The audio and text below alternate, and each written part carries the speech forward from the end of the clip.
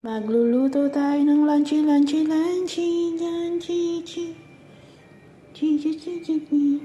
Ayan, spaghetti pero alabihon yung ating alabihon gisading ating lulutuin.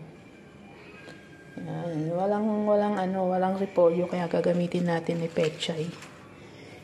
Ayan, may butter, chicken, pasta, carrot, yan ang sabaw.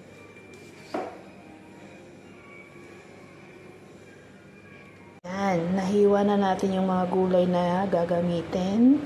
Tapos yung manok, ilagyan natin ng paminta, cornstarch, at saka asin. Imamarinate natin siya, tapos ipiprito natin dito sa butter.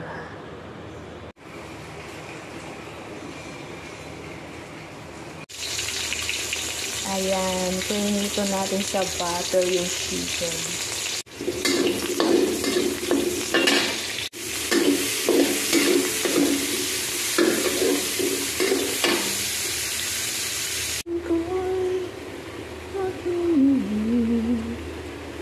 Lagyan natin yung chicken.